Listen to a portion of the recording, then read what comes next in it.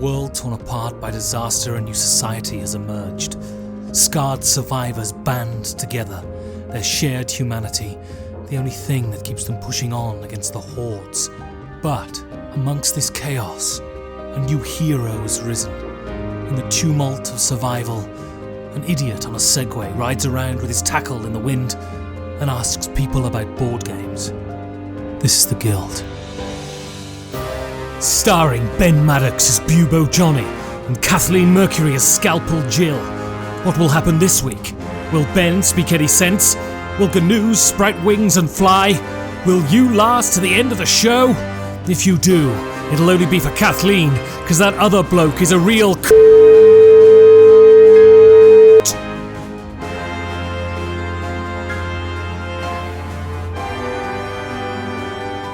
This is amazing. I didn't realise there was another bar on the compound. How long has this one been here? Well, this one's been a little bit more underground, as it were. I'm actually surprised you sort of stumbled in here. We don't necessarily like to broadcast our location. We, have some pretty good booze back here. Well, the thing is, it's really weird because I went to the camp doctor, and he said, "Oh, you've got a couple of bubos that you need chopping off," and he sent me here, and I was fully expecting it to be a sort of medical tent or hospital or something, and it's quite an interesting, dirty goth bar. I mean, am I in the right place? It depends. Do you want those cut off sooner than later? The thing is, I'm quite onanistic in all senses of the word, and so I've actually fallen quite in love with my bubos. But the doctor says you can't have bubos. The leader finds them offensive, so he's told me I've got to have them locked off. But where's the hospital? Am I in the right place? You're in the right place, and I will take excellent care of you. This is going to be a fun one. I haven't removed these really ever, but we'll figure this out. What can I get you to drink? What do you mean you haven't removed them? You're a bar. What's the correct nomenclature? Bar staff, bar manager, bar person, bartender / surgeon. Little this, little that. A bartender / surgeon. Did you say? Yeah, I went to bartending school. And medical school? Well, that's been a little bit more field experience, as you were. I don't necessarily think that formal school can really teach you about everything. It can't really teach you about life, so... Well, I mean, it can teach you how to operate on another human being, though, right? And I've done that successfully many times. Okay, so... Now, let me get this straight. So how does this work? Who looks after the bar while you're operating on other people? Well, usually we're pretty slow, so I can usually manage both pretty well. Like I said, this one is... Well, they do say women are better at multitasking, right? We'll hope so for you. So, okay, okay. So how many people have you operated on thus far? Oh, I would say a solid 20. Okay, so think of those 20 as a percentage. Those 20 are 100% of the people you've operated on. Ooh, math games. I like that. Yeah. So, of those 20 expressed, and you used to be a teacher, so you should be good at this. Expressed as a percentage, how many of them have lived? Oh, certainly all of them have lived for at least some period of time. I mean, after the operation. How many, are you asking how many I've lost on the table, or how many died at some point after they got off the table? Well, it's one of those things, isn't it? I mean, if you die on the operating table, well, you could say that, their body was frail, or that maybe it was the fault of the surgeon. Their bodies were probably frail. I would say that. This has been a tough time here. It certainly has. But also, if they die within 20 years, I think we can happily say that the surgeon did their job, right? Right. If they die within 7 or 8 hours, then you could argue that maybe the surgeon didn't do quite as well as they could. So what are we saying? So what percentage have you lost on the table? what percentage have died within a 48-hour period after you've been using your, and if I might say, if they're the ones over your shoulder, quite insanitary chopping tools? I think you're discounting free will here on the part of the patient. Right. You know, I mean, as far as, when they decide to leave this world. When they decide to live, or when they decide to leave? When they decide to leave this sort of world, you know? I mean, also, too, but in all seriousness, sometimes people come to me in pretty bad shape. And if I'm the only option that they have, let's say for the percentage of success. That's not what I asked you, but okay. I can infer from that, so. Honestly. Honestly. More than half have survived. Past when? It just depends on how significant this is. Now, what you're talking about is pretty superficial. I mean, this is something that if you were, I'm growing quite close to Bobby and Johnny. I mean, I'd hope that you could put them in a jar of formaldehyde or booze afterwards so they could, continue to be with me. Listen, I might be an iffy surgeon, but I will tell you right now, You're an iffy surgeon? You've been trying to imply that you're nothing but. Well, look where we're at, darling.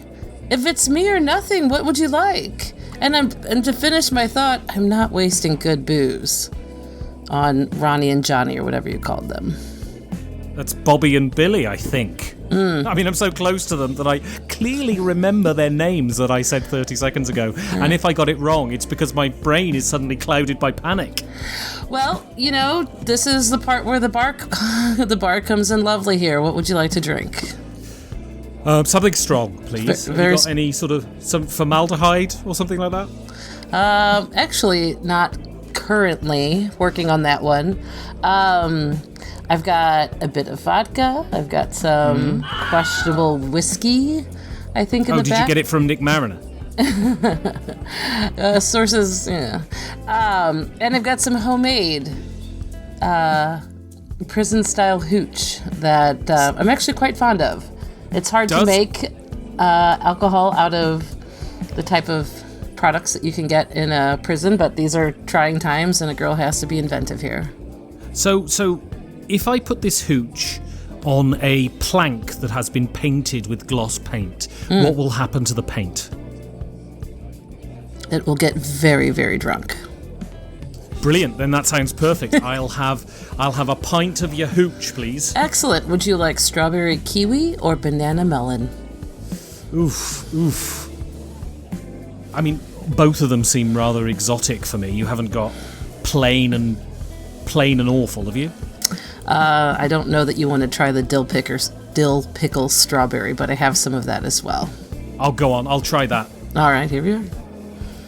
So, dirty? I would be surprised if anything in here is clean. Oh, go on. A little bug won't hurt you. It builds up your resistance. But I don't know if you realise. I pulled up here on a Segway, and I drive around the camp and improve people's lives. That's so nice of you. Yeah, asking them questions about board games. And in your previous life, you were very much involved within board games. I mean, I saw you. I remember those heady days in the UK. Cheeky Nando's all over the place. I'm sure glad that I got a chance to see Cheeky Nando's before all went to hell. Makes all those BuzzFeed posts make so much more sense. And also, of all the restaurants in the UK, Nando's was the cheekiest. It absolutely was. And quite honestly, probably some of the best customer service that I experienced in the UK when we told them, while there was this massive line of people that we thought we would have anywhere between 10 and 20 people, they gave us space for 10 to 20 while all these other people were out waiting in line. So everyone else may have hated Cheeky Nando's that night, but we sure didn't. Isn't it a shame, though, as society collapsed, that the rhetoric against Nando's was very, very strong, and all the staff that worked for Nando's got put up against a wall and shot? It's tragic. Well, and considering how how much abuse they'd had to take going into that. One would have thought they would have lasted. From you, for a start. One would have thought they would have lasted longer, but, But yeah, so I go around and I ask people questions about board games. Yes. And so usually I get the kind of reaction of, well, what are you doing? All of my family are dead. I don't want to think about this. But sometimes people answer me. And so this week I was going around and I asked them, my question was, so imagine we live in a time in which it's normal and we play games regularly. And my question was, what do we need more of in board games? So what do you reckon we need more of in games? Well, I think one thing that's sort of an unexpected benefit of the collapse of civilization and this apocalyptic hellhole that we're currently living in, cobbling together an existence with prison hooch and maybe not 100% ideal medical facilities, is there is a decrease in the amount of minis in this world. And I think we could go out to the dumps and the heaps of rubbish and the remnants of the cities that remain. And certainly there's probably got to be at least a 2 or 3 inch layer of carefully loved and carved and fully rendered 3-dimensional minis. And we don't seem to have that so much anymore. Yeah, no, it seems it's so. How do you feel about the whole, because people talk about this a lot, how do you feel about the whole production of games? So as a game designer, right, if someone offers you, they say to you, you sign the contract and they say, this is the direction we're going to go and it's going to be super ostentatious and you're going to have great minis and super duper funky components. How, as a designer, does that make you feel? Do you think, oh, that's super exciting and my game is going to be so different from the prototypes that I've made? Or do you have an issue with minis in games? Do you think they should be removed? And, recently Tapestry came out, and all I've been hearing from people is that those huge minis are absolutely useless and actually detrimental to gameplay. Well, I have a game that's actually in that position where they're going to be looking at doing minis for not some but part of the components. It's meant to have a very large table presence.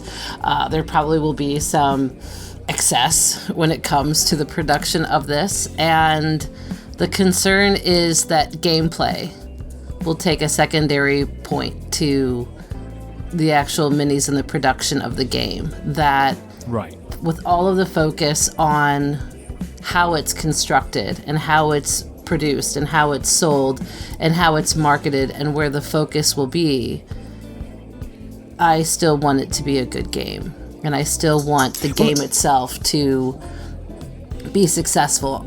And especially since this game in particular is a dexterity game, how the minis will affect the gameplay. Because in a dexterity game, components are, critical for success. You have to have just the right size, the right weight, whether depending the design, absolutely, it's not decorative. It has to be functional.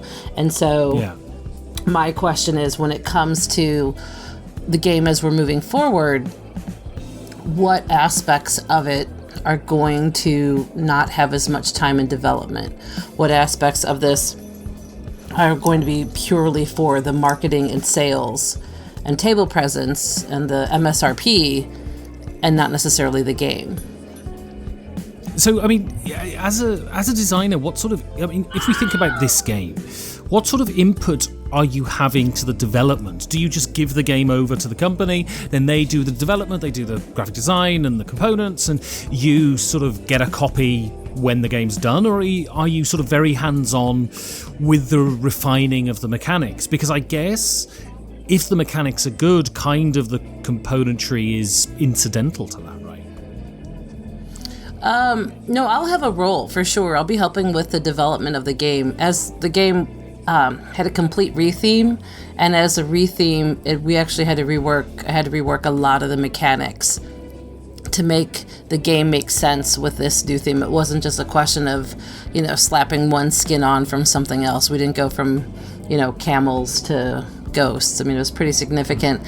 So, although that I guess could be significant. But so in doing this sort of retheme, and having to rework a lot of the game and rework a lot of the mechanics. It's 100%. It's like the grandchild of the game that I sold. It's gone through 3 or 4 major complete iterations where the gameplay has changed significantly due to the design of the game and the physical components of the game. So it is not the game that I sold. It's, in a lot of ways, it is a better game than what I sold. There's a lot of possibilities with this now as opposed to before, but because of all these greater possibilities, it's a lot. There's still a lot more work to be done. So, for example, it's scenario based. I keep joking, and I even told this to Isaac Childress, and he just kind of laughed. But I said it's like Gloomhaven meets Flick 'em Up, which actually is pretty accurate. So it's going to have different scenarios, and so all of those scenarios will be dependent on the components and the replayability of the components, the how modular the components are, how you can, create different setups, and then testing to make sure that the goals for all these different scenarios still have a tight gameplay feel. Like, I wouldn't want to come up with scenarios for the game that are actually too easy or too hard to complete, but especially in a dexterity game, there is a fair amount of variance that will come as a result of, just player skill. So right. It's a really interesting question when it comes to the design of this, when you're wanting to have that level of production in terms of the components, but still making sure the game is functional.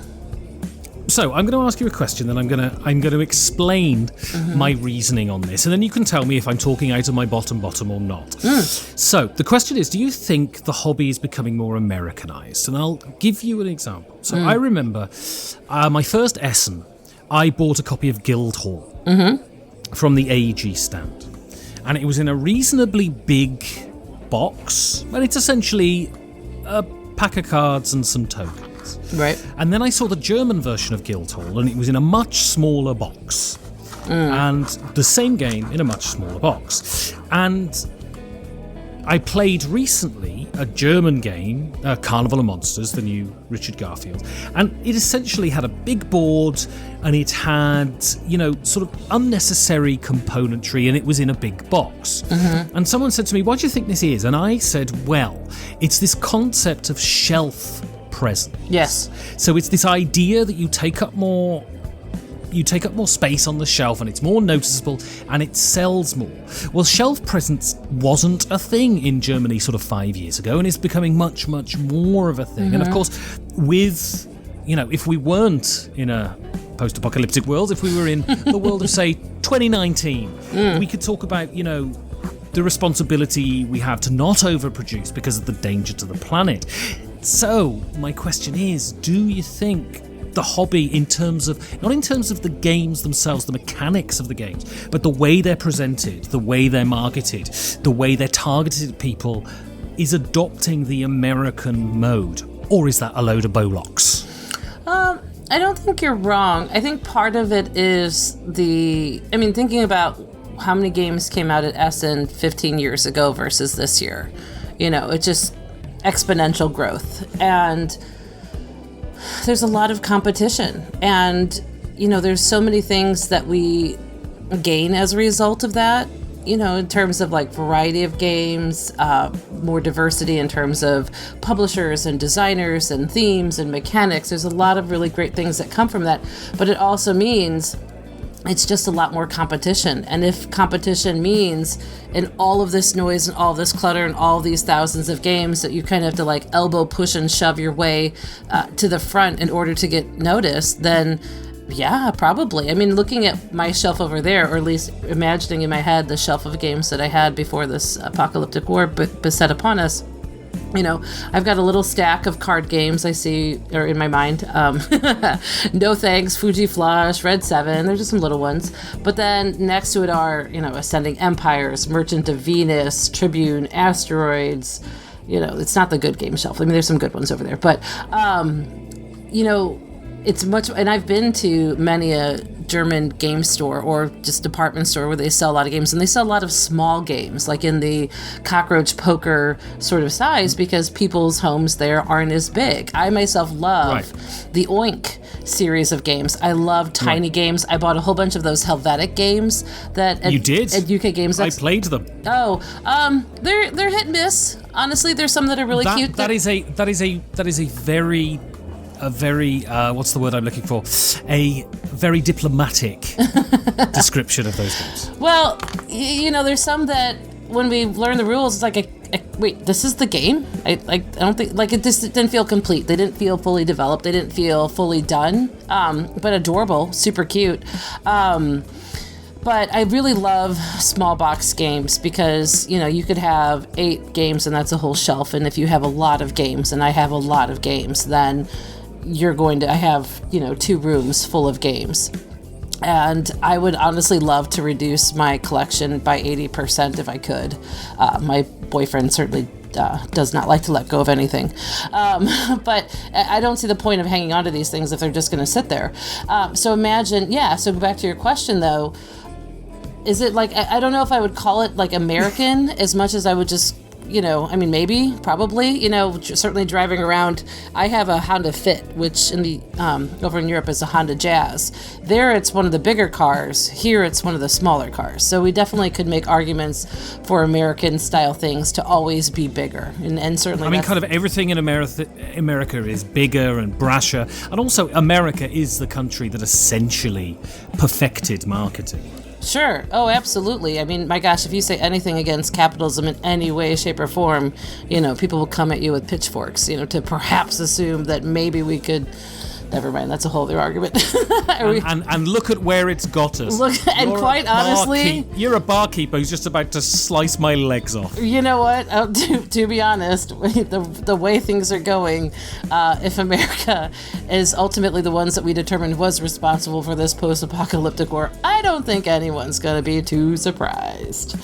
But yeah, Danny Perello here, relax. He says we need more emphasis on clever mechanisms and less on metal coins and plastic dolls. Right. And so 2 things. Firstly, do you think those things are mutually exclusive? And secondly, how much do you think the componentry contributes to the experience? Well, as the great American architect Frank Lloyd Wright said, form follows function.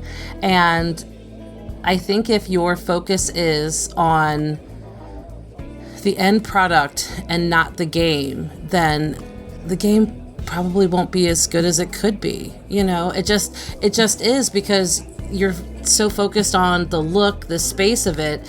Whereas as a designer, when people are wanting, more elegant mechanisms and the more clever mechanisms, make that your focus.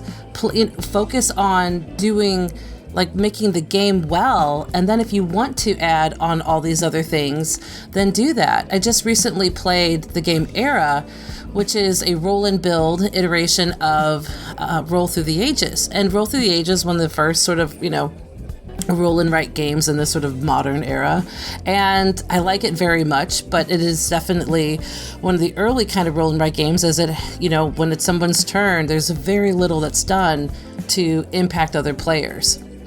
And so when it's someone else's turn, you wait to see if maybe they throw a few negative points at you, and then finally it comes back to you, take your turn, and then you go from there. Whereas a lot of roll and writes now have, shifted to where, there's a die roll that everyone can use, and maybe there's one that they can't use that only the active player can, or whatever the case may be. And in Era, it should be a roll and write, but no, it's a roll and build. And there's all these plastic components, and they're limited, so if all the certain types are built, then you can't build those, that sort of thing. All those features still sort of existed in Roll Through the Ages. And so when it came to modernizing the game, I don't feel like the game itself fully solved that, out of turn kind of aspect. I mean, you've got people rolling their dice at once, so that's certainly an improvement. But then there's an aspect where there's certain resources that are harder to roll and they're harder to get. And then there's sort of like this attack defense sort of element to the dice now as well. And if you lose, then someone can steal resources from you. And this happened to me a few times in the game where I was trying to get these particular resources to build this particular thing, and I just didn't roll the one thing, and someone else rolled the other thing, and they're like, cool, they could take any resource. So they could take my hardest to get my most rare resource. And I was sitting there going, I don't know that mathematically this makes sense to me. You know, I'm okay to lose resources. I'm okay to have attacks. But it seems so out of balance. And again, it's the question in my mind was the focus on the look of this game, on all the components of this game, of having this, like, building this world. And I love that idea. I love really immersive games. I love games where mechanically and thematically they are so intertwined. But in this particular game, I don't know that mechanically they solved whatever problems they thought that Roll Through the Ages probably had, which and after playing it, I thought I was really excited to see this game and it looked amazing. I'd rather play Roll Through the Ages because they don't have all the other clutter and bits and pieces. I definitely like that, you know, getting these pieces and putting them together on the board and trying to maximize what you're doing, but it didn't hit for me. And there are plenty of people where that game might be a far better expression of Roll Through the Ages. For me, it was a miss. Yeah, I mean, I remember when ebooks became a thing, and I sort of jumped onto ebooks very quickly. I thought, this is great. I don't have to have all of this clutter in my life. I can just get rid of all my books and have them here. And it was the same with MP3s and all of this. And a lot of people at that time, they said to me, oh no, I like the feeling of a real book in my hand. And so I'm always very much the kind of person for whom the content is the important thing, not necessarily the way it's delivered. And saying that, I don't like playing prototypes particularly. But I think what has happened to some degree is we have started a ball rolling and we don't quite know how to slow it down. And so you can get wonderful thematic cohesion without having minis, without having DVDs that go with the game and all of this sort of stuff. And I think we've seen, and I think Tapestry sort of might be a sort of watershed moment in this, is that you don't need... Verisimilitude can be created by very little, because actually you fill all the gaps in your head, right? That's why novels haven't gone out of fashion, because we don't need... I mean, you would think, you know, oh, we have cinema now, we can see all the pictures. Why would you have something that doesn't show you the pictures? Because the pictures live in your head, right? And so I think you will see a downgrading in componentry, because I think people are starting to realize that, you know, you can throw little things in to enhance it. That's wonderful. And there's certainly a tactile feeling, but it can become overwhelming and then it takes you out of it. Right. I mean, over this past weekend, I played a game, I played Raw, you know, just old classic sort of game. And it's really funny because lately I've definitely been more attracted to older, simpler, cleaner sorts of games, and they're hard to design. You know, it's really hard to come up with a really strong, innovative mechanic that can drive a whole game and be what it is in and of itself. And this is why Rainer Knizia is a genius. Yeah, absolutely. He's able to take simplicity and make it complex.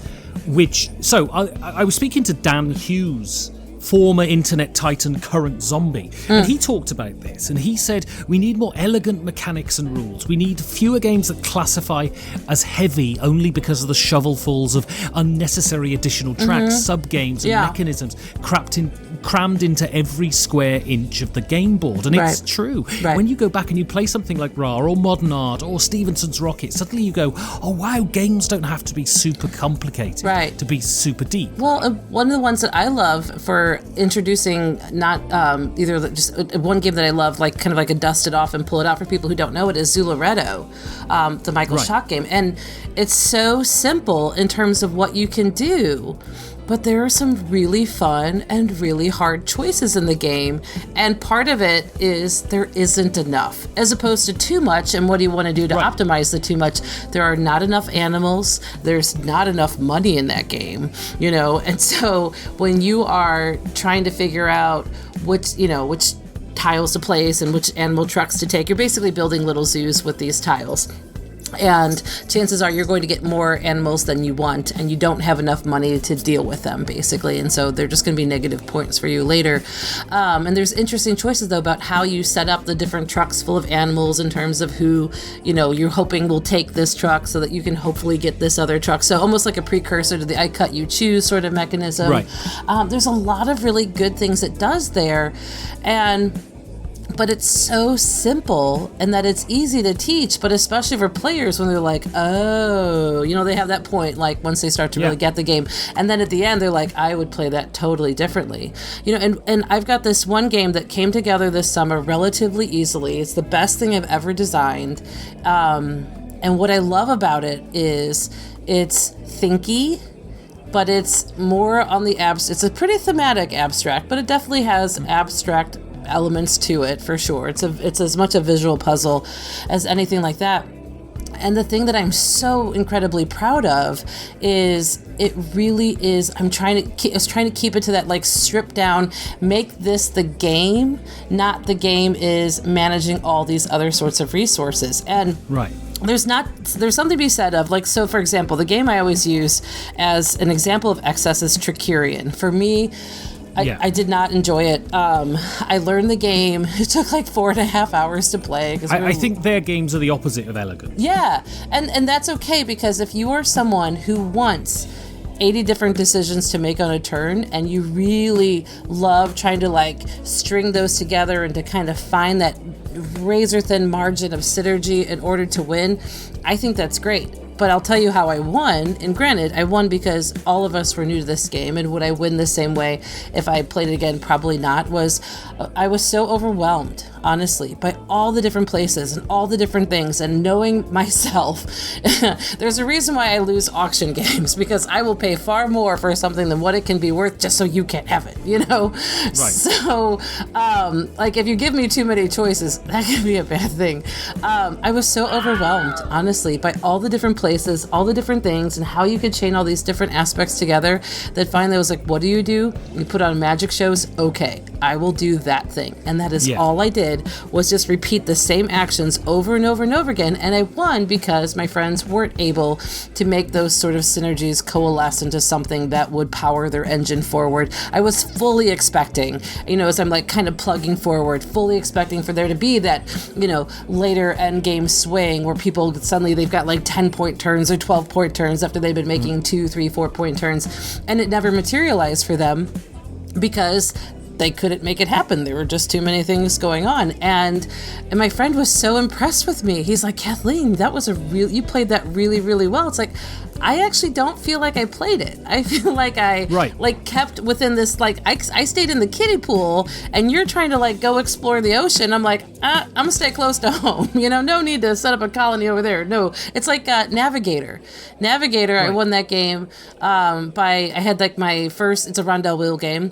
I had like my one initial settlement, and just by cycling through and building tons and tons and tons and tons of churches, I was able to win the game. And it's a game about like sailing and settlement and exploration. I did none of that, Now, again, if people were to stop you, then that strategy won't work at all.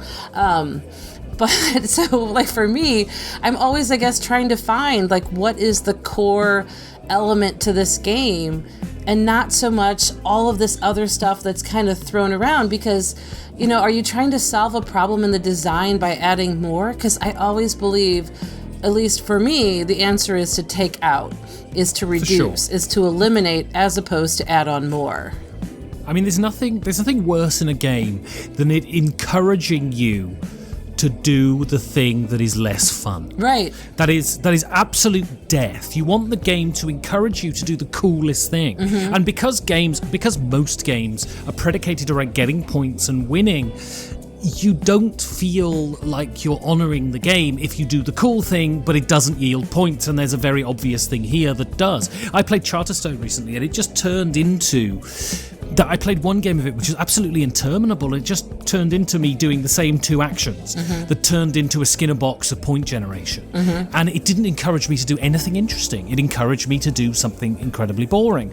And that is the death of games. Right, and it's hard to do. But the problem, and this was something else that some of the voices yelling in the background while people were screaming here in our apocalyptic wasteland, is when there's so many games don't get played much. You know, you might get a game and play it a couple times, and just when you feel like you're really starting to get into the game, then there's a new game. So it doesn't matter anymore. And part of the problem for me is I used to get really, like, whenever there was a game that was the hotness, you know, people hunting it down and paying all this money. And I'm like, why? It's going to come out in a few months. There's going to be plenty of copies. Like, I've never been somebody that's bought into that, because whatever game was the hotness, you know, I'd wait to see, does this have legs? Is this something that people still like to play over time?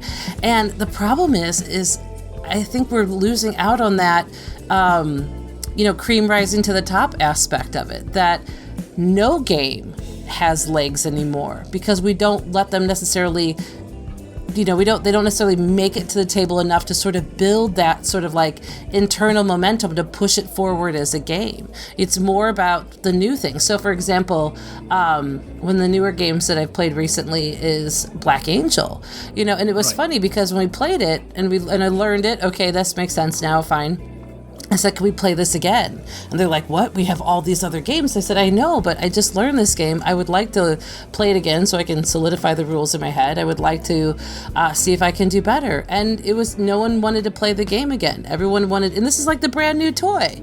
No one wanted to play it again. They all wanted to play all these other brand new toys. And so, you know, when it comes to like the designs that I'm doing and what I'm doing, you know, you don't have that sense of, you know, is this something that could become an evergreen? Is this something that could be really good? And I'm not even talking about in terms of sales or any of that. I definitely don't design games for money, because I'm still waiting to see some. But mainly, is this a game that will be able to, you know, have value as a game? Will this be a game that is something that people will want to go back and play with? Or is this a game that's just going to be swallowed up in the next wave of whatever's coming in? You know, and I don't ever see volume in terms of games as a problem. I'm not somebody that's like, there's a bubble and it's going to pop and blah, blah, blah. I don't worry about that. You know, if the hobby is expanding and it's going from hobby to mass market, I think that's a good thing, especially if Target and other big box stores, at least here in the US, start carrying more games than they are right now. I think that's great. I don't have a problem with that. The more games people play, the better. It's just, there doesn't, you know, as long as you've got good people behind them, vetting them to say, this is something that should be this is something that has value. But it's hard because you have to stay, you know, you have to make money if you want to stay in business, you know. Well, it's the constant war between art and profit, right? It's the blokes in suits in the movie studio that say, no, you need to cut 30 minutes from this film because it'll be less profitable. And what's really interesting, they're talking about people not playing games often, and that is a fact for board gamers. Most people don't play, they buy games, and if they play them 5 times, that's a lot. Right. So maybe we should be thinking about production in terms of the fact that we're producing all of this stuff that's barely going to get touched, right? And so maybe we should think, well, we could scale back on that and maybe don't make production a race to the bottom in terms of, you know, white elephants, uselessness. But I was speaking to Elusive 2, and I want to retell you what he said to me, and I want you to answer whether this applies to you. Okay. So He said we need more creative mad people willing to spend years honing games to their ultimate weird perfect vision with all its warts and weaknesses. We need artists to show us what is possible. Gloomhaven, Millennium Blades, Kingdom Death, Puzzle Strike, Cave Evil, rather than designers trying to pattern match to the latest fashion to sell to the largest crowd, or corporations trying to bump sales with brands, license setting and FOMO. And I guess what he's calling for is board games to be art in their conception. The people creating them aren't creating them for money. They're creating them to have a cohesive vision. How important is that to you? I definitely tilt towards art over money. No question. Is this because you have a great job? You had a great job, so you don't need to think about it. It's true. It's true. I mean, if I was really miserable in my job and I felt the way that I do about games, I probably would do a lot more towards getting products on shelves. Sure, probably. Okay. But I have a great job. I had a great job.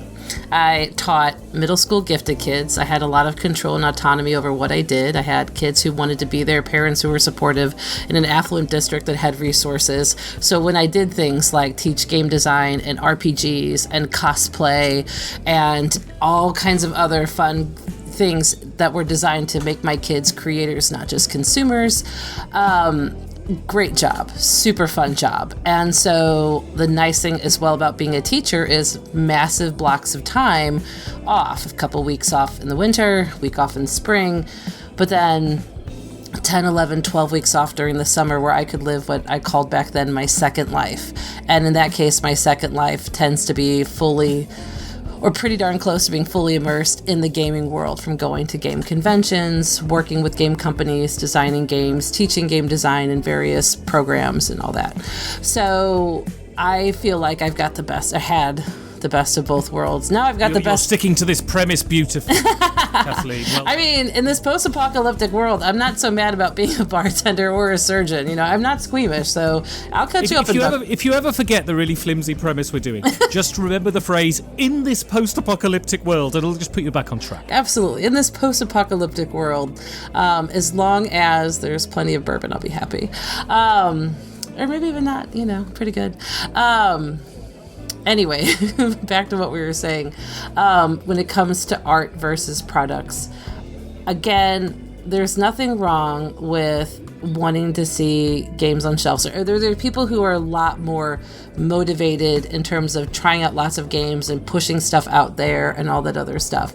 For me, I like to have a problem to solve. I like to be able to play around with something. And I feel like, especially since I'm relatively new, as far as getting ideas out there, that if I put out something to present it, it has to add something to the world. I don't necessarily to do like, well, I really like this game and I put those two things together and here's this, and it might work out pretty well, and that's cool. But for me personally, if this is something that I'm doing, I want to figure out what is the thing that other people haven't done, or how can I do something in a way that makes sense to me. And if I never sell it, if I never sell a game, if it's just something that I'm able to play with my friends at conventions, then that can be enough. I mean, my game Dirty Birdie, which is now Dragnarok, the one that's at Colossal and the one that we're going to be working on more heavily to get that ready, that was a game about pigeons shitting on people. And then after everyone took their turns, like basically you're in three-dimensional buildings that you were flying your pigeons around, dropping cubes to hit targets below. Once you finished that, then the Falcon came out on a big long rod, and you would use the Falcon to knock each other's pigeons off the tops of the buildings. And again, I said like how I like games that are like thematically and mechanically intertwined. Like this definitely is. And it was just something where I would bring it out to conventions and like for, speed dating or whatever. And the response was amazing because it was like, this is hilarious. This is great. I've never seen anything like this, and we can't make it. Right. And that was just the recurring theme over and over again. And finally, like after showing it out for like a year or so, it sat on a shelf for 2 years because what am I going to do? And then when Travis Chan said that he was starting Colossal, looking for big, splashy, Kickstarter-friendly games, and I know Travis and he's a friend, I said, hey, buddy, I got something for you. And I put it on the table, took it down to Dice Tower, we played it, and it was so funny. His response still makes me laugh because he just looked at this game with me. He's like, God damn it, Kathleen. And I'm like, right? It's good. Because it was so different than what was out there. And because it came from a part of me where I thought, this makes me laugh, like a game about birds pooping on people. And it's not so much where I'm doing market analysis where like this doesn't exist and that doesn't exist. I think you have to, if you want to be a serious game designer, you have to know the market in terms of what you're doing. But also, one thing I tell my students all the time, and I believe this to be true, is you can follow all of the rules that people say in terms of what you should do, and you will be very good, but you won't be great. And great comes when you break the rules, create new rules, set the rules. Exactly. I mean, after Dominion came out, how many deck builders came out after that?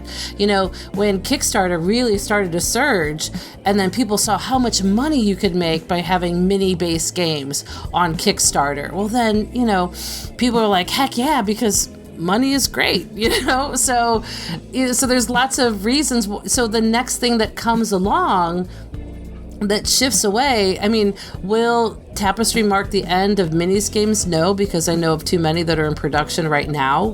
Does it make people think about the utility of minis, and maybe that will help them think about that? Maybe, is it possible that you could have all these giant boxes full of all these plastic bits, and eventually you get to a point where you're like, why do I buy all this stuff? Maybe. All these things are 100% true.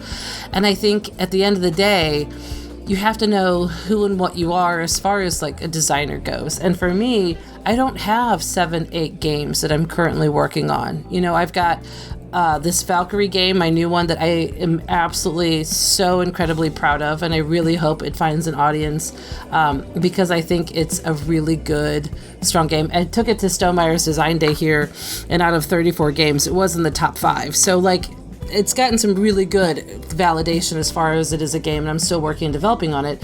And then another friend of mine who's here in St. Louis, who was here in St. Louis. It's good that he survived. Actually, knowing this friend, he totally would. But he started a game company on his own after he still works, anyway, designed a game with... I take total responsibility for this idiotic... It's fine. It's fun. I really like it, actually. So anyway, I made another game with a friend over the weekend. We went down to my lake house. I brought a bunch of bits. We started kicking around ideas. We just started rapid prototyping and all those things. And at the end, we came up with something that works. There's a couple things in it that still need to be tweaked, but I was actually really impressed with how fast I made a game that was functional, because I'm not always the best at doing that. I'm really good at coming up with weird stuff that makes no sense whatsoever. But that's the thing, is I don't have all of these different games, and there are people that do, and I think that's great. I'm just not like that. My life is split in so many different areas that if I'm going to focus on something, I'd rather focus on a few things, do them well, than spread myself so incredibly thin, because I feel like I already am in a lot of ways. Well, I hope on that you've focused yourself over the last 50 minutes or so on your surgery abilities, and I have noticed that you were knocking back the booze quite extensively, and I hope that's just to calm your hands, and I hope it doesn't affect your judgment, because after speaking to you, Kathleen, you got me. Cut off my boobos, put them in a jar, and let's do this thing. Well, it's one of those things where I think, and this isn't typical in general for me, I'm not sure that I always come up with the best ideas, but we're going to have a good time doing it, so I'm honored that you're putting your trust in with me to cut off your boobos as they are. And who needs 2 legs?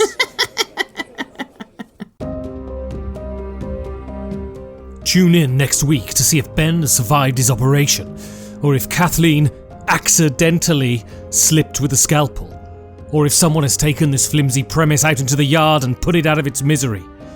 Find out all of these things in next week's Cringe a Minute Guild. Any similarity to persons living or Ben is unfortunately close to the mark.